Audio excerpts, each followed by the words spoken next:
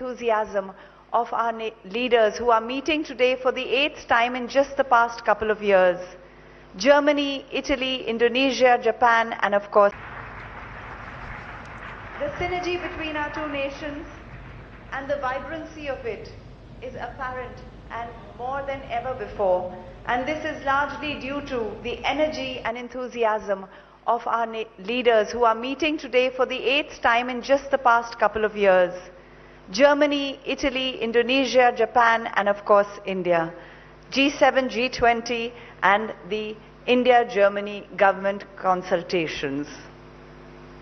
I think, Shivani, we all sense in the room at this moment what a special moment this is. A special moment during the 3rd Asia-Pacific conference that is taking place in India by now.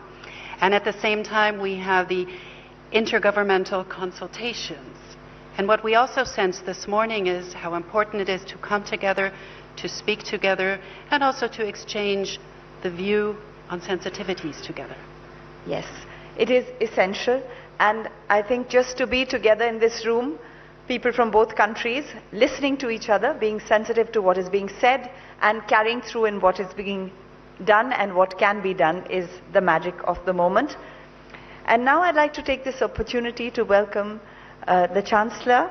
Wir begrüßen Sie sehr herzlich, Herr Bundeskanzler Scholz. Wir freuen uns sehr, dass Sie nach Neu-Delhi gekommen sind. Danke. May I please request the Honorable Chancellor Scholz to come and share a few words with us, and we will leave this podium for you, Honorable Chancellor, to be able to address the audience at APK 2024.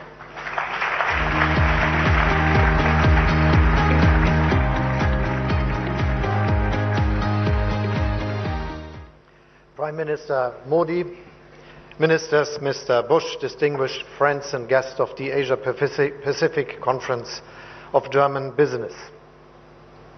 A few days ago, economists Darren Acemoglu, Simon Johnson and James Robinson were awarded the so-called Nobel Prize in Economic Sciences. They received this prestigious accolade for their work on how democracies and democratic institutions spur prosperity and economic growth. I think it's important that they all worked on this and wrote a lot of letters and text on this question. And Simon Johnson added in a recent interview that true, genuine, inclusive democracy matters very clearly when it comes to economic success. The organizers of this year's Asia-Pacific Conference of German Business probably didn't foresee the decisions by the Royal Swedish Academy. But by inviting us to India, you had the right instinct. Today, we are meeting in the world's biggest democracy, the fastest growing major economy in the world with the most rapidly expanding renewable energy sector of any major economy. A country at the heart of the world's most dynamic region, the Asia-Pacific. In a nutshell, the Asia-Pacific Conference has come to the right place at the right time.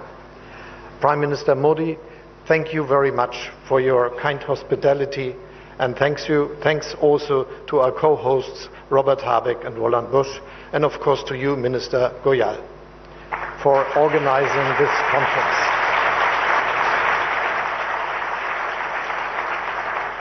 I mentioned this year's Nobel laureates because the message couldn't be more topical.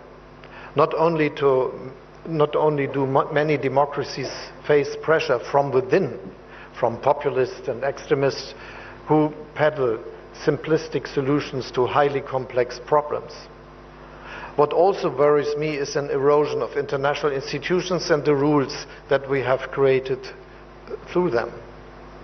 As the 3 Nobel Prize laureates tell us, this is not just a political problem, but also an economic one. Because a world where reliable institutions and common rules erode is a more unstable world, a less prosperous world, a poorer world. The world of the 21st century is something where progress is a question we have to work for. But in a multipolar world, there is no global policeman, no single watchdog monitoring our common rules and institutions. Each and every one of us is called upon to defend and uphold them. If Russia was to succeed with its illegal, brutal war against Ukraine, there would be repercussions far beyond Europe's borders. Such an outcome would endanger global security and prosperity as a whole. The Middle East remains another constant source of tension and a stark reminder of the human cost of division and the world's inability to reach political solutions. The Korean Peninsula, the South and East China Sea all remain flashpoints of potential conflicts, even though we all hope that these conflicts can be contained. So my first message to all of you today is this: let us do whatever we can to bring about political solutions to these conflicts, solutions that are based on international law and the principles of the UN Charter. This is not only an ethical and political obligation. It is also imperative if we want to safeguard prosperity and trade and economic cooperation. We need to match words with deeds. The visit of a German frigate to India, as well as to Japan, Korea and Southeast Asian countries, underlines our commitment to open seas and international law.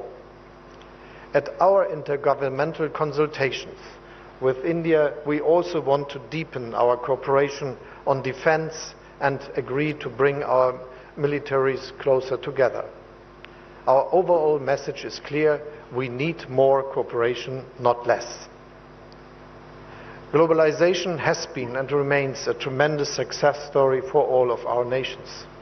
Around 1 billion people in developing and middle-income countries alone have joined the middle class thanks to global value chains, cross-border investments and economic cooperation. Many countries in the Asia-Pacific region are perfect examples here. This is why I keep telling the proponents of deglobalization and decoupling, or whatever the protectionists' policies are being called these days, let's be careful. In the short term, those concepts may sound tempting, but ultimately they lead to weaker growth, higher prices, lower global prosperity, and less competition, which in turn means less innovation. We need to take a different approach, one that I would like to call being open without being naive. Yes, we must avoid one-sided dependencies, particularly in areas of strategic important critical raw materials and certain technologies, for instance. But for us, de-risking doesn't mean less trade or less openness. For us, de-risking means diversification. And this diversification is happening. Look at how German-Indian business relations have developed in recent years. Relations that benefit both sides. Every week an aircraft from the Airbus A320 family is being delivered from my hometown, Hamburg, to India's booming airlines. And for Germany's Lufthansa, India has become the most important growth market in Asia. 50% of passenger wagons of Indian railways are based on a design by Linke Hofmann Busch, designed in Germany, made in India. Most of the train brakes are made by Knorr-Bremse, all of them produced in India. German cars dominate the Indian premium market and ramp up local manufacturing, creating thousands of jobs. In return, the modern software in a Mercedes-Benz vehicle comes from Bengaluru. And you, Mr. Busch, recently wrote in an article that Siemens is seeking to take industrial AI to the next level with the help of talent based here in India. Opportunities abound for both sides. And I could tell similar stories of German companies working in Indonesia, Malaysia, Vietnam, South Korea, Japan, or other countries in the region. We want to drive this positive development. Free trade is at its core. However, free trade doesn't mean trade without rules or institutions. On the contrary, A crucial institution when it comes to increasing global prosperity is the World Trade Organization. All of us are better off when its principles are respected again and we don't lash out on each other with tariffs. I'm personally committed to achieving this. On the one hand, this means restoring the legal system for settling trade disputes. And on the other hand, China, now an industrial giant, should give up the special treatment it has received as a developing country. Together, these steps can lead us to finally lifting the blockade at the WTO, a blockade which is a danger to free and fair trade. Countries of your region understand that. The comprehensive and progressive agreement for Trans-Pacific Partnership is an impressive commitment to free and fair trade. This agreement has spurred the European Union's own free trade ambitions with regard to the Indo-Pacific. Our existing agreements with Japan, South Korea, Vietnam, Singapore and New Zealand are a testimony to this. But we need to be more ambitious. We very much welcome the European Commission's finally resuming free trade negotiations with the Philippines and Thailand, and it is working towards resuming talks with Malaysia. We want to see the ongoing negotiations between the EU and Indonesia finalized and the negotiations between the EU and Australia resumed as soon as possible. And of course, we want a free trade agreement between the EU and India. My government is pushing for swift progress and rapid conclusions, and I'm sure that if we work on together on this, Prime Minister, this could happen in months rather than years.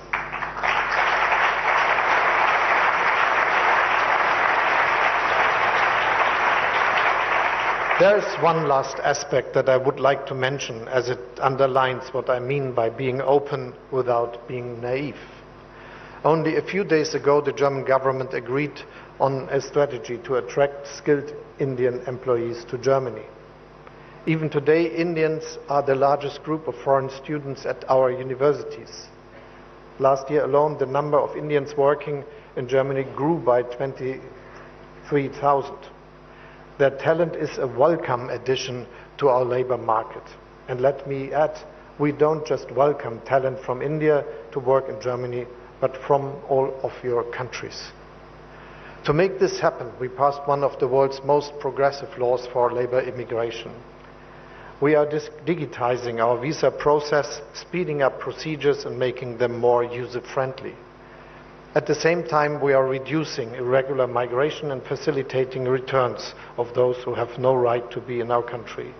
The message is that Germany is open for skilled workers, but that we can decide who comes. This is important because only then will our citizens continue to accept our openness. This brings me back to the beginning of my remarks and the three winners of the Nobel Prize. One of the key lessons of their work is that open societies are more likely to prosper. We need to maintain the spirit of openness in our countries and in today's world. So let us be the ones that spread it. Thank you very much.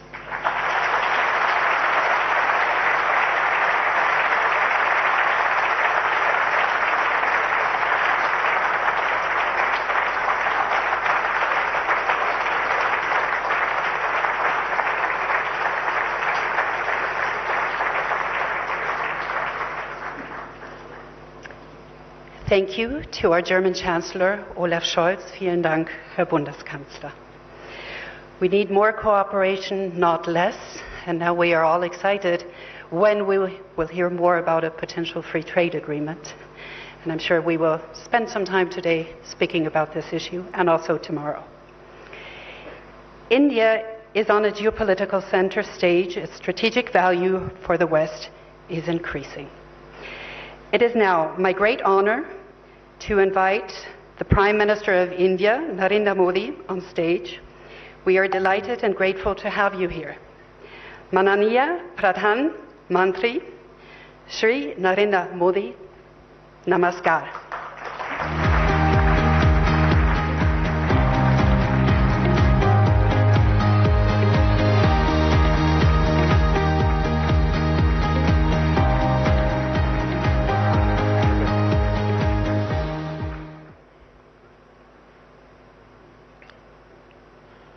Excellency, Chancellor Scholz,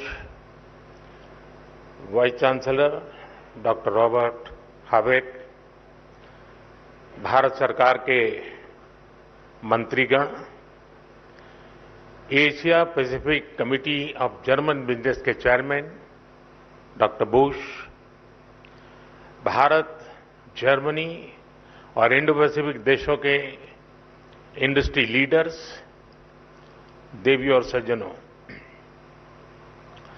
नमस्कार, गुटन टाग। साथियों, आज का दिन बहुत विशेष है।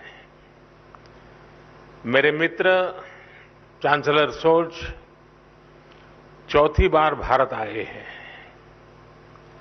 पहले mayor के रूप में और 3 बार चांसलर बनने के बाद उनका यहां आना भारत जर्मनी संबंधों पर उनके फोकस को दिखाता है। 12 साल के बाद भारत में Asia Pacific conference of German business का आयोजन हो रहा है। एक तरफ यहां सीईओ की फोरम की बैठक हो रही है, दूसरी तरफ हमारी नौसेना साथ में अभ्यास कर रही है। गोवा में German naval ships port call पर है और अब से थोड़ी ही देर में भारत और जर्मनी के बीच 7वें इंटर गवर्नमेंटल कंसल्टेशन का भी आयोजन होना है। यानी हर कदम, हर मोर्चे पर भारत और जर्मनी की दोस्ती गहरी हो रही है। साथियों, ये साल भारत जर्मनी स्ट्रैटेजिक पार्टनरशिप का 25वां वर्ष है। अब आने वाले 25 वर्ष इस पार्टनरशिप को नई बुलंदी देने वाले हैं। हमने आने वाले 25 वर्षों में विकसित भारत का एक रोडमैप बनाया है। मुझे खुशी है कि ऐसे महत्वपूर्ण समय में जर्मन कैबिनेट ने focus on India document release किया है। विश्व की 2 सशक्त डेमोक्रेसीज, विश्व की 2 लीडिंग इकोनॉमीज साथ मिलकर कैसे फोर्स फॉर ग्लोबल गुड बन सकती हैं। फोकस ऑन इंडिया डॉक्यूमेंट में उसका ब्लूप्रिंट है। इसमें स्ट्रैटेजिक पार्टनरशिप को होलिस्टिक तरीके से आगे बढ़ाने की अप्रोच और कमिटमेंट साफ दिखता है। खासतौर पर भारत की स्किल्ड मैन पावर पर जर्मनी ने जो भरोसा जताया है वो अद्भुत है। जर्मनी ने स्किल्ड भारतीयों के लिए हर वर्ष मिलने वाले वीजा की संख्या 20,000 से बढ़ाकर 90,000 करने का फैसला किया है। मुझे विश्वास है कि इससे जर्मनी की ग्रोथ को नई गति मिलेगी। साथियों, हमारी आपसी व्यापार $30 बिलियन से अधिक के स्तर पर पहुंच चुका है। आज एक तरफ सैकड़ों जर्मन कंपनियां भारत में हैं, तो वहीं भारतीय कंपनियां भी तेजी से जर्मनी में अपनी प्रेजेंस बढ़ा रही हैं। आज भारत डाइवर्सिफिकेशन और डी रिस्किंग का सबसे बड़ा केंद्र बनता जा रहा है। भारत ग्लोबल ट्रेड और मैन्युफैक्चरिंग का भी हब बन रहा है। ऐसे में आपके लिए make in India, make for the world का ये सबसे उपयुक्त समय है। साथियों, ईयू और एशिया पैसिफिक क्षेत्र के बीच संबंध मजबूत करने में एशिया पैसिफिक कॉन्फ्रेंस का महत्वपूर्ण रोल रहा है। लेकिन मैं इस मंच को सिर्फ ट्रेड और इन्वेस्टमेंट के सीमित दायरे में ही नहीं देखता हूं। मैं इसे इंडो पैसिफिक क्षेत्र और विश्व के बेहतर भविष्य की साझेदारी के रूप में देखता हूं। दुनिया को स्टेबिलिटी और सस्टेनेबिलिटी की जरूरत है, ट्रस्ट और ट्रांसपेरेंसी की जरूरत है। चाहे सोसाइटी हो या फिर सप्लाई चेन, हर मोर्चे पर इन वैल्यूज को बल देने की जरूरत है। इनके बिना कोई भी देश, कोई भी रीजन अपने बेहतर फ्यूचर की कल्पना नहीं कर सकता। इंडो पैसिफिक रीजन तो दुनिया के फ्यूचर के लिए बहुत जरूरी है। ग्लोबल ग्रोथ हो, पॉपुलेशन हो, स्किल्स हो, इस रीजन का कंट्रीब्यूशन और पोटेंशियल दोनों बहुत व्यापक है। इसलिए इस कॉन्फ्रेंस का महत्व और भी बढ़ जाता है। फ्रेंड्स, भारत की जनता एक स्टेबल पॉलिटी और प्रिडिक्टेबल पॉलिसी इकोसिस्टम को बहुत महत्व देती है। यही वजह है कि 60 साल बाद एक सरकार को लगातार थर्ड टर्म मिला है। भारत की जनता का ये ट्रस्ट बीते एक दशक में रिफॉर्म, परफॉर्म, ट्रांसफॉर्म वाली गवर्नेंस के कारण मजबूत हुआ है। जब देश का सामान्य नागरिक ये सोच रहा है, तब आप जैसे बिजनेस के लिए, आप जैसे इन्वेस्टर्स के लिए भारत से बेहतर स्थान क्या हो सकता है। साथियों, आज भारत डेमोक्रेसी, डेमोग्राफी, डिमांड और डेटा, इसके 4 मजबूत पिलर्स पर खड़ा है। टैलेंट, टेक्नोलॉजी, इनोवेशन और इंफ्रास्ट्रक्चर भारत की ग्रोथ के टूल्स हैं। इन सभी को ड्राइव करने वाली एक और बड़ी ताकत आज भारत में है।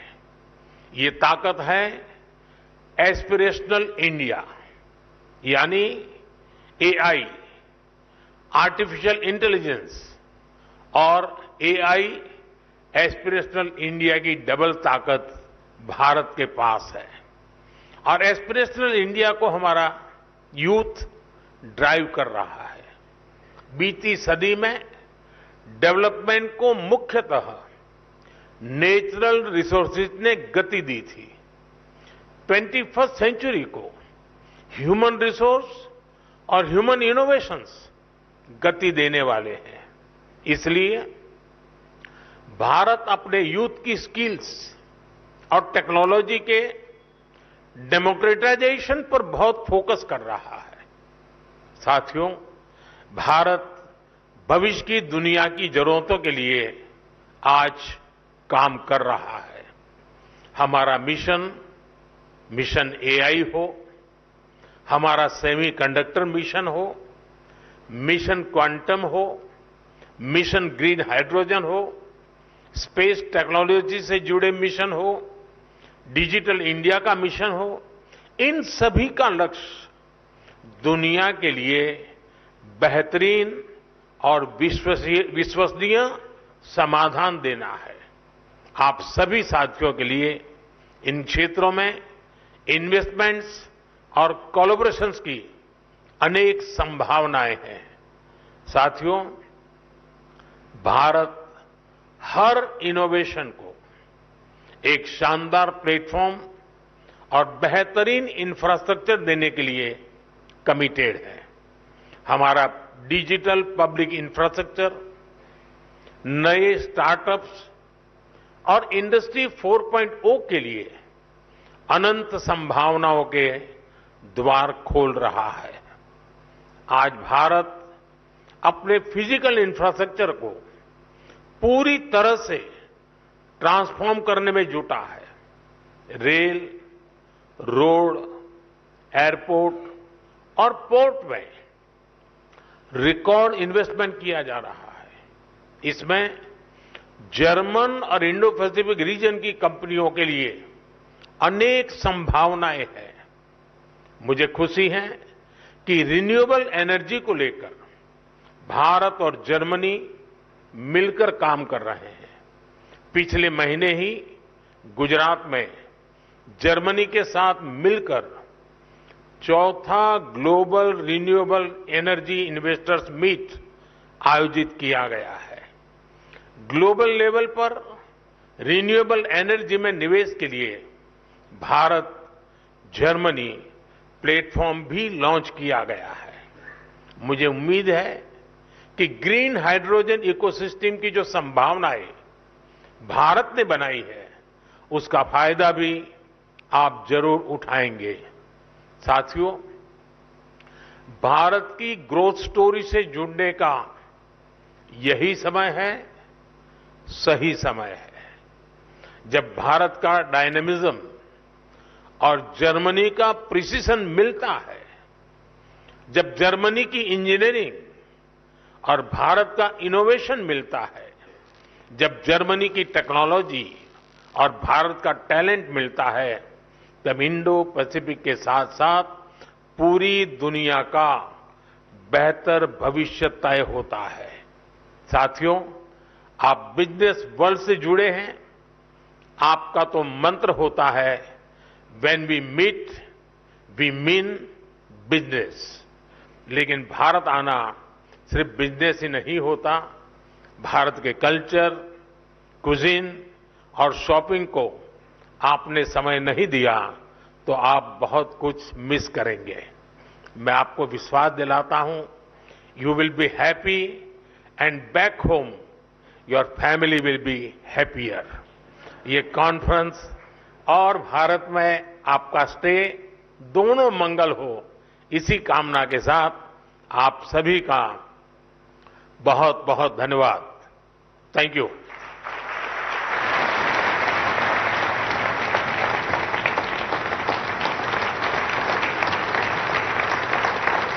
माननीय प्रधानमंत्री जी, आपके शब्दों को सुन के हर कोई प्रेरित हो जाता है। आपकी ऊर्जा को देख के सभी कुछ न कुछ कर देना चाहते हैं। भले ही हर एक भारतीय नागरिक डिजिटल टेक्नोलॉजी से वाकिफ हो न हो, लेकिन हर एक इंसान, यहाँ का हर एक नागरिक अवश्य एआई बन सकता है, यानी कि एस्पिरेशनल इंडियन। हमारे सौभाग्य कि आपने आज इतनी सारी बातें कही। It is a great honour and privilege. Germany and India's friendship over the last 25 years has been going on, and now in the next 25 years it will take a very, very substantial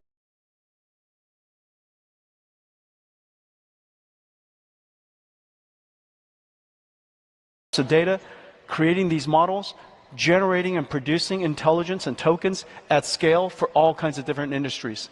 This is what we're seeing happening in front of us as we speak. And so I hope to partner with all of you to enable India to be at the center of this new industrial revolution. Now, to talk to you about some more of this and how it applies to India, I have another special guest, and you will surely know him as well. An industry pioneer. An industry pioneer.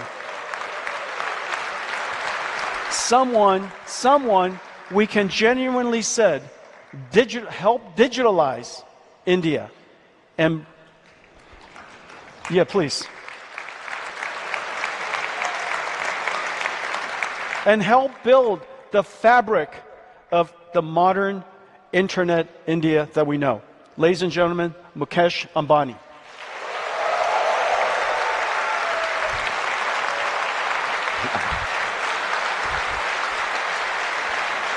My friend, Mukesh, How are you? So good. very nice to see you.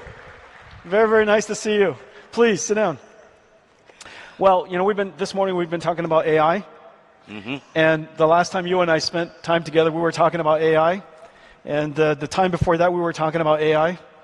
And now you could see we don't really have much to talk about aside from AI. And no one has contributed more, Mukesh, to help India become a high-tech and a deep-tech India. Now, you're at the beginning of that journey. You have great aspirations. I know you have deep aspirations to help India become a deep tech industry. And what gives you that conviction, and why is artificial intelligence that moment for India? So, Jensen, first let me welcome you to our city of Mumbai, a city Thank you. with a large heart. We are in what is the Geo World Center, which is new, which is built by my wife. So if I don't say it's built by my wife, I was instructed to say that. I'm at her house? Her house is bigger than your house. And I thought your house was pretty big. Just so you know, from Mukesh's house, I could see my house in California. So, and you know, while I was listening to you, you talked about NVIDIA being an exotic place. And I was thinking that when you are in India, I've got to give you my version of what NVIDIA means to me. And I was just thinking about it backstage.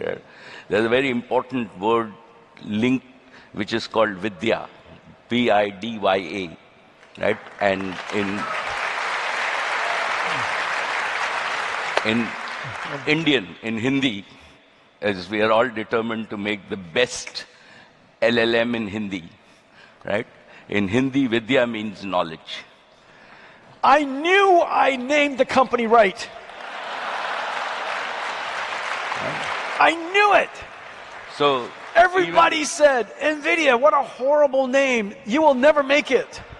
So what it means... I knew it. I stuck with it. So you can take credit for this interpretation. Gosh. No problem. Right? So it still is getting... I'm smart. It gets better, Jensen. So if we think about Vidya, Vidya is Saraswati. And Saraswati is our goddess of knowledge. So when you actually devote yourself sincerely to the goddess of knowledge and you acquire knowledge, then in our tradition, the goddess of prosperity, which is Lakshmi, follows.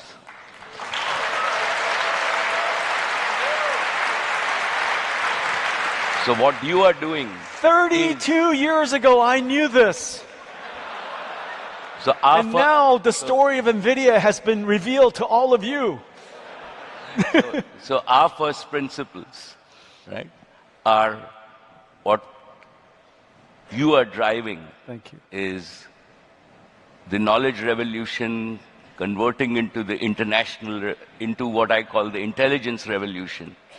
And that drives prosperity across the world for all the 8 billion people. And I think that what we are at the doorsteps of is the new intelligence age. And on behalf of everybody, I am very proud to have you as my friend, and welcome to India, and thank you for actually contributing to the world to bring the intelligence age in our lifetime, and hopefully together with everybody, this can drive to more prosperity for all the 8 billion people in the world, and particularly the 1.5 billion people in India.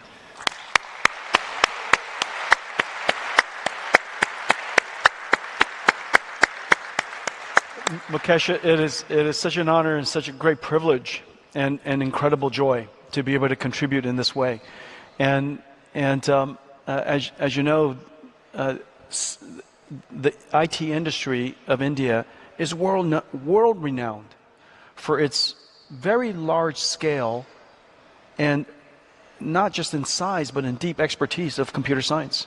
Very few countries in the world has this natural resource, this amazing natural resource called IT and computer science expertise. In the last couple of years, we've been working together to upskill, and we've now upskilled about 200,000 IT professionals into the world of AI. You know, what do we have to do together, and how can we work together to help transform India at the speed of light, really? Because everything is moving so fast, to transform India into a center not of just IT, but a center of AI. So, from my point of view, Jensen, let me tell you my own experience in India. First, right, as our Prime Minister has said, that this is a new aspirational India. What we have today is we are among the only country in the world where the average age of 1.4 billion Indians is below 35. So what is driving our economy is not only new technologies like AI, but also aspirations. And I believe that, you know the Prime Minister, and I believe that his leadership in terms of converting India to a premier digital society has been vital and continues to drive activity at the ground level. So it's demography, it's leadership. The third factor is that we as Indians have the raw talent. You talked about converting 200,000 people into this, but I believe there are millions, right? If we now see India has become home, right, among all the companies across the world, our fastest growing industry is global competency centers. So we do space research in India, we do pharmaceutical research in India. I'm sure that you're thinking of building chips in India. That's right. We are in our own energy industry, we do bioenergy industry. All the energy majors, Shell, BP, right, actually do their innovation in India. So India is fast becoming an innovation hub for the world in terms of where we are and not the manufacturing hub. And so, you know, we have over 10,000 engineers here in India ourselves. So that's like our challenge. What we also have is, we also have what I call the necessary infrastructure, and we've been fortunate that we have the connectivity infrastructure, which is equivalent to the roads. So if you don't have roads, you will not reach your destination. So I believe that today, apart from the US and China, right, India has the best digital connectivity infrastructure, 4G, 5G, and broadband in the world. Yeah. Right? When people talk about Geo, and you know, we said Geo took India from number 158 in the world to number 1 in the world in 8 years. And we, as a single company, didn't know anything about this domain, right? But today, we are the largest data company in the world, right? Yeah. Our volumes are equivalent to AT&T, T-Mobile, and Verizon combined. Yeah. So,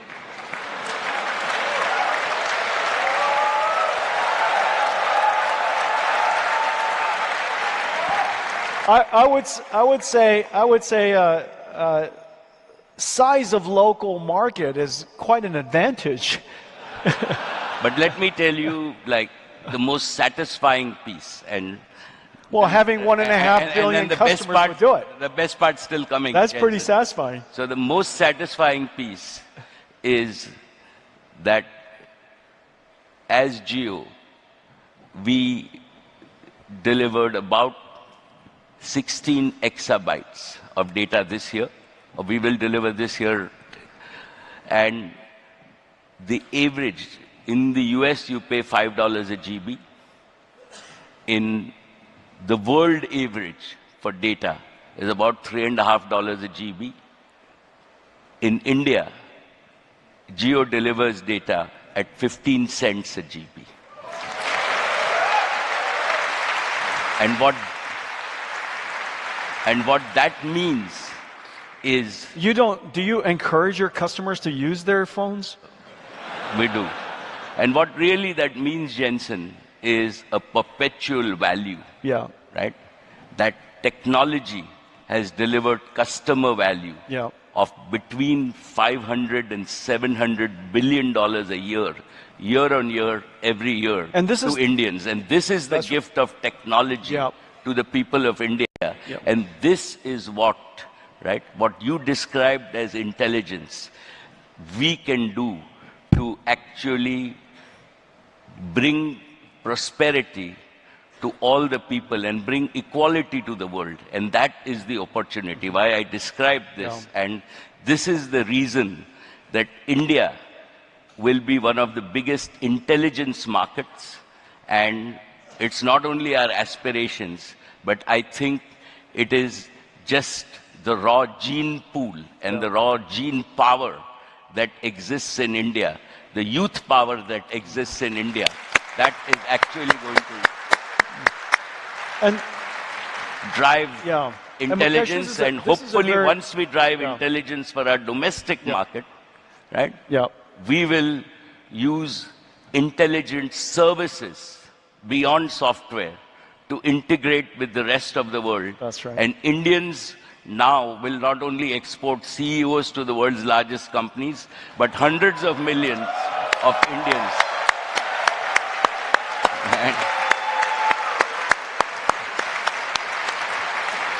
It's true. It's true. All of my colleagues, all of my friends back home, they're all Indians. All of my CEOs. And hundreds of millions will deliver to the world AI services to help a better world. And that is why your being here, thank you, right, is important.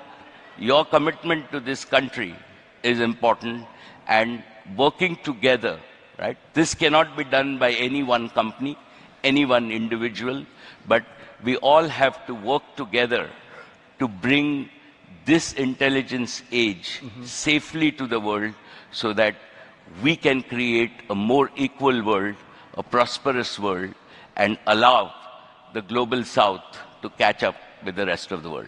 Yeah, that's really terrific. And you know, one of the things that you've highlighted is just the immense amount of digital data that's available, surely at Geo and in India. And this leads to one of the things that I want to announce with you. As you know, in order to lead in artificial intelligence, you need to have AI. India has. You need to have data, massive quantities of data, and using the last thing you need is AI infrastructure. And we're announcing that Reliance and NVIDIA are partnering to build AI infrastructure here in India. Absolutely. And then the thing that I will say is that in order ultimately to create that into a flywheel is one of the great advantages that India has, which is a very large population of users. And so now you have the fundamental ingredients, AI, data, and AI infrastructure, and you have a large population of users that ultimately creates your AI flywheel. The thing that I really love, and when I met Modi ji, the first time he asked me to meet his cabinet was this has got to be about 6 years ago. He asked me to address his cabinet about artificial intelligence. And I was so surprised. It was literally the first time any government leader, any national leaders asked me to address his cabinet on this particular topic. It was long before anybody was talking about artificial intelligence. And my last visit with him, he said this, and it was really quite profound. He said, I was explaining to him the concept of AI infrastructure and why it's essential for every nation to have their own AI infrastructure, like their own communication, their internet infrastructure, their roads, like energy, of course, and of course, intelligence should be part of your infrastructure, and the manufacturing of intelligence should be part of your infrastructure. And he said this, he said, it makes complete sense that India should manufacture its own AI, manufacture your own AI. You should not outsource, you should not export data to import intelligence. That India should not